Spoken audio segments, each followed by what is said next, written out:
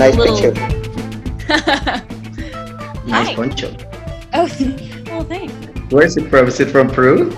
It is, yeah. I got it on the train ride.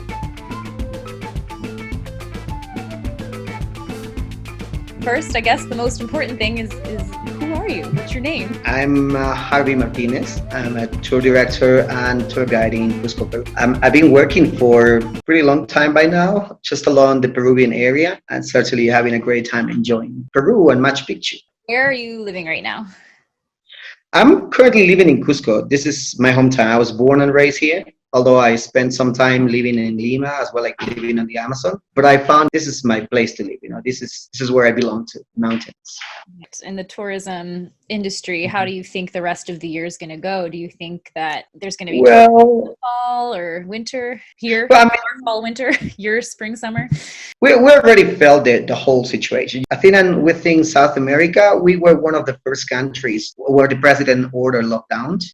We not only just closed the access to travelers to go in and out, but also we were ordered to stay at home. So we knew the situation would last for a little bit. I know that some tour companies are already arranging departures for July, but some of those are canceling too. So, it's totally uncertain at this point. We were hit by the actual situation pretty badly the last 2 weeks. Looks like people are not too comfortable on staying at home for over, it's going to be already 2 months by now. So people are kind of done with that. They just want to go out and the virus is spread again. So I hope things get better. We're just trying to keep our families and people at home, just trying to be safe, I feel like in particular to broach this subject, we need a beverage to make it go down a little better. Do you have an aperitif or a cocktail? Yeah, actually I have a Pisco Sour, but I have to prepare it. Okay. How's that? This is not a bar, and I'm not a bartender, so I'm gonna make it work like at home. So this is the deal. Just trying to recycle my own stuff at home. The huevo. I forgot the huevo. Important. I got my assistants helping me here, Wow, you're a big deal, huh? You got assistant. Yeah, man, my entourage. We're lucky to have gotten you on the show. Are you eating? I am. I have Inca chips. You're so prepared. So, you guys need some ice, of course. I'm gonna put like maybe 4 or 5 of those little ice cubes. Homemade. It's all homemade, of course. I didn't have to go to the glacier to get them. I'm gonna put a egg white. All right. Is that a whole egg white? It's a whole egg. No, yeah, actually a whole egg. This is a small egg. So I'm going to put a shot of key lime. Right? And similar measure of sugar syrup. And then the most important part is Pisco. Pisco, it's a grape brandy that it's only from Peru. And this one in particular is a pretty special one. It's a big deal. This is actually a Pisco from a local production that we have. It's called the naughtyllama. So you might end doing naughty things after this Pisco. Uh-oh, naughty llama. I love it. So this is a Torrontel Pisco, which is smoother and it's actually very nice on the flavor too. So I'm gonna put 2 shots only because we live in Cusco, so this is the best. Ooh. There we go. Now, of course, since I don't have the proper materials to use this, I just found the right size of these plastic glass containers. To put it on. Oh, careful. And you better be careful there because this might splash on you. Do I look like a bartender now? Very official. This is just to build muscles as well. So to drink and a workout, all in one. And with the egg white, it's healthy. Yeah, of course. Did you have one of these ones? You had a lot of these ones, or not? A lot? Probably. Go. And of course, this is, I'm using this glass to serve it. It smells good though. Now, since this is a homemade Pisco Sour, it's gonna go just like this. Usually in a regular bar, you need to ask for Angostura bitter drops on top of it, which is mainly decoration. This still have all of the protein you need, okay? I have a drink here too, and I'd love to say a cheers. There we go. What is the drink you have? It's a It's Pisco Sour as well? Pisco, yeah. How about let's tell everybody that I made both and I share one to you. There we go. Okay, perfect. I'll take it from Salud. you. Salud. Actually, this is very nice. You make a really good Pisco Sour, Harvey. Well, I guess now that we have our drink, we can tackle the subject of the pandemic a little bit more. You know, every country is doing it a little differently. And it's important to me to showcase that, you know, we're not alone. We're all doing this together. But like you kind of mentioned a little bit already that you were one of the first countries to really get strict and shut down. In South America. In South America, right. If you could do the timeline a little bit of how, you know, from lockdown, how life has been going, how strict it is. Are people taking it seriously? Yes, sure enough. Actually, I was not even in Peru when this situation started. We had our first case by March the 6th, and I got back to Cusco on the 8th of March. So the time I was just coming back to home, they were starting to plan the idea of lockdown. So we shut down the airports at March 16th. Okay. And since then, the whole country was also ordered to stay at home. And we had a sort of, I want to call it like curfew, but we were allowed to go only till like 8 p.m. first. And from 8 p.m. till 6 a.m. next morning, you shouldn't be out of your house. So at first, you just couldn't go for essential needs, buying supplies or medical needs. But then later, as the weeks were progressing, we were starting to be a bit more strict. Although I have to tell that the country itself is pretty much divided. People in the north hasn't followed the regulations that strictly. They were even partying and they were going outside. Most of the people who were, I would say, arrested by not following the orders of the president. I mean, I think as a result gave the biggest number of people infected by this virus in the northern part of Peru. So I guess then the pattern is pretty clear. Now that we're a bit more strict, it's like the number is still non-stopping. Obviously, this spreads over like 14, 15 days. You just can't have the result of what happens 2 weeks is going to be reflected now, you know, and what's going on today is going to be reflected within the next 2 weeks or so. Luckily, the president is being, I will say, quite diligent on offering almost daily updates of what's going on. He's been giving a lot of help to unemployed people who's got the needs in a very strict way. Not everybody's happy with that, you know. Like, I mean, you just can't please everyone. No, never. And the thing is, then people start to think like, what would it be the difference if we wouldn't stay at home? You know, like. It's pretty complicated, you know, it's pretty complicated. Like I was telling you before, like the biggest number of people who's reported ill and request medical care are in the northern part of the country, which clearly is the result of what had happened before. Right. Yeah. The going out and partying and I'd read somewhere that the strictest of the lockdown procedures was going to end in a couple of weeks. Is that true? Yes. I mean, we're hoping for that, but certainly we've been told by the president 2 weeks ago that we would have finished the lockdown that day. So we were actually hoping to finish the lockdown by Mother's Day, so May 10th. But then he added 2 extra weeks. Right now we're going till the 24th of May now. So. Yeah. How about in Cusco? Do you see a lot of cases or people? Cusco, it's much better than many other regions. But I guess the problem is, Emily, the number of people who will be considered sick are in relationship of the number of people who you test. So that is one of the situations. You just can't test everybody in the country yet. Mm-hmm. Until that, the numbers are still going to grow. Most people, I guess, who are giving positive to Long Cusco are like, is it correct to say asymptomatics? Like they do not have symptoms on it. So they basically are just like walking on the street and they don't even know that they got it on. By law, the president cannot make it longer than 2 months. Otherwise, the lockdown changes or sort of enforced law system of like emergency, exceeding the time of a quarantine process. So in the Peruvian regulation, if the president exceeds it 2 months, so then it's kind of violating our human rights to go free. That's interesting. Yeah. Okay. Your lockdown is more strict than ours anyway. I mean, you said that you could be arrested if you were out when you weren't supposed to be. That So some people I know were actually given a fine by the police because they were walking out the streets just like no reason. And some of those, they have a reason to be outside, but they didn't have their IDs or they didn't have their mask and equipment. So basically, they're also being fined by police. And the actual tickets are not cheap. Like some of those are going for like over $300. So that's a lot of money if you're not working and if you have no real income right now. Now, the problem is if you don't pay that, then you are legally suspended. So you won't be allowed to virtually do any legal statements. You're not allowed to do any legal purchases or sellings. I hope that everyone that you know, all your friends and family, they're okay. Likely, yes. Again, the only problem is stress. A lot of people I can tell are a little bit more stressed than usual. So, some people doesn't have the chance to eventually have some money. And I can tell people are still moving, but not in the same amounts as usual.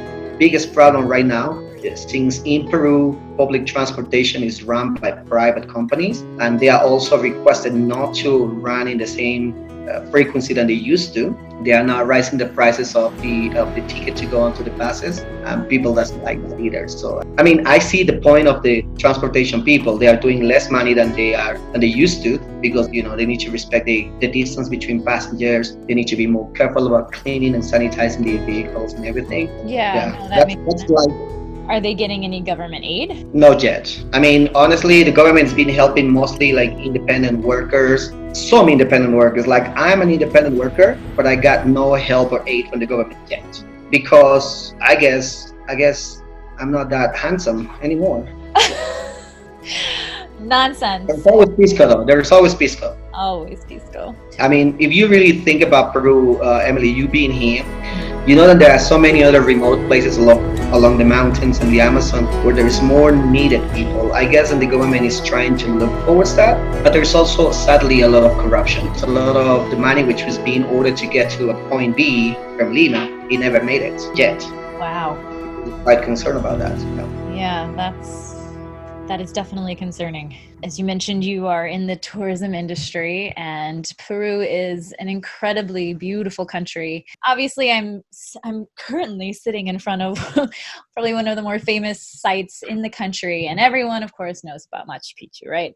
That is the spot you have to hit if you go to Peru. So I'm wondering, speaking to a travel professional in the country, other than Machu Picchu, what is your spot where you would tell people they have to go? It's underrated. There are a lot of places along the country which are great to go visit.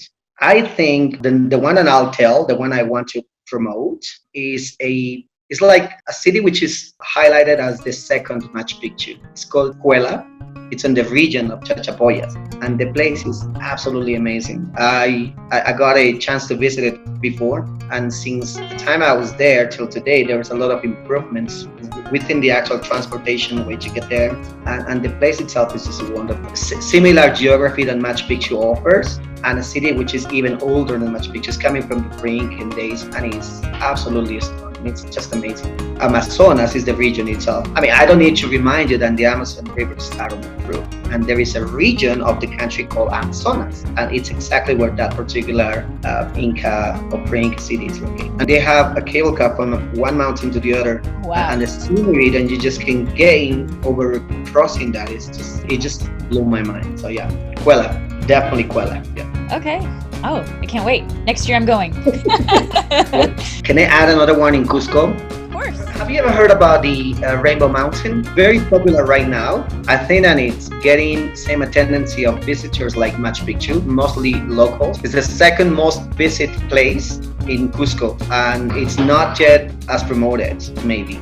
But Rainbow Mountain should be attached to a place called Huacrapucara. Huacrapucara is a Inca settlement, which is absolutely amazing as well. And it's actually in one of the ridges of the deepest canyon in this southern part of Peru. It's called Apurimac Canyon. So you can go there, see condors flying, find this massive archaeological site, and people love to go there and camp out overnight. It's just sounds magical. It's actually walking distance. You can drive for quite a few hours so you get to the base point, and then you hike for like 4 hours, 3.5. I mean, you know that I can do it in like 30 minutes. Of course. But being fair with everybody, 4 hours hike to get to the actual site is just phenomenal. It's really impressive. So those two. Okay. Well up in the northern part of Peru and Huacrapucara on the south. There we go. Making notes. I should drop the mic now. You know? One of my favorite questions, and I don't know if you remember this about me, but I love food with a burning passion. And when people find out I'm in the travel industry, they always ask, "Oh, what are some of your favorite countries for food?" And consistently, Peru tops my list. A lot of people, I think, don't think about Peruvian cuisine as one of the top cuisines of the world, but honestly, I ate so well in Peru. This is going to be a hard one, but what is your favorite comfort food from home? Oh man, I know. comfort foods. I guess that's a little tricky question. Being on this industry, Emily, and we are so blessed that we get to enjoy amazing cuisine from all of the hotels and restaurants that we visit. But if you're talking to me about my home comfort food, I guess then I am always craving for tagawi, lupine beans. Have you ever heard about them? Do you know the lupine flower? Yes. Okay, so we have a domesticated version of that plant in the highlands, which is a very hard process to be eatable. So basically, people on the highlands, they need to let it dry on the fields for a long, long time. And once they collect the seeds, they need to go on a process of rehydration where they put beans on sacks in running water on the streams.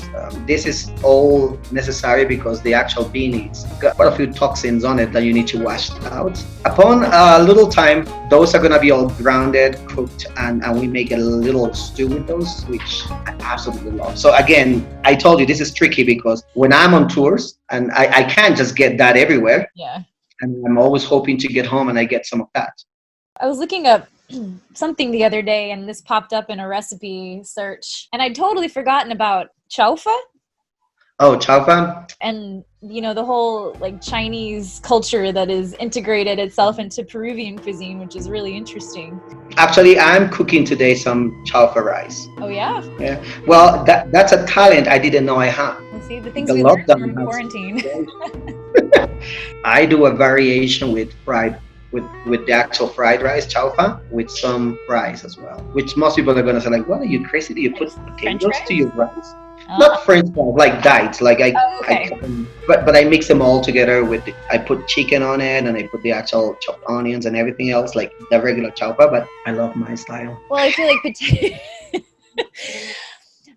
potatoes would be an important part of the Peruvian version of everything. Rice, because wait, how many varieties of potato are there again? Oh man, I'm not gonna go there. It's thousands. I'm gonna tell you that. Emily, you remember these numbers are gonna vary, depends on the person you talk to. It's like fishing, If you ask somebody how big was the fish they caught, it's this big all the way up to massive.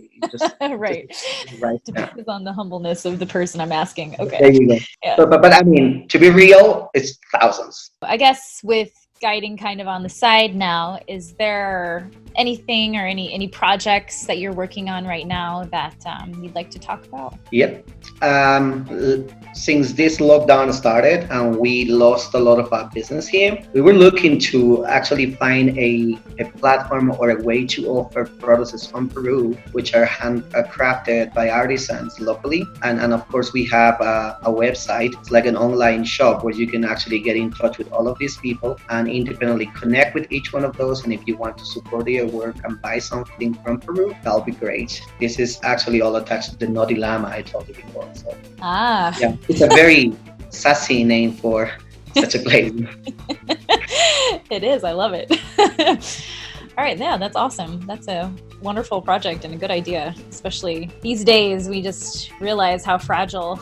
Yeah, I mean, I've been talking, Emily, with many of the local fellows that we like being tour guides. We walk a lot with these street vendors, local artisans, and many people who's got their own shops around, and they have no market right now. So I thought it's a good idea just to put it online and just use it in case somebody is still interested. Maybe they can buy ahead souvenirs and then visit Peru next time. Right. And that's great for, you always have to pack an extra little suitcase for all your souvenirs. Now you don't have to. There we go. Yes. Well, I just want to say thank you then. I really appreciate you taking the time to chat with me, teach me how to make a Pisco Sour. Thank you for letting me do this. And you know, I'm always here to share and help. Well, thank you and good luck. Be healthy and yeah, much love to you. And I'll see you next year, I guess. That's right. You definitely will. Please. Okay. Hasta la vista. Hasta la vista.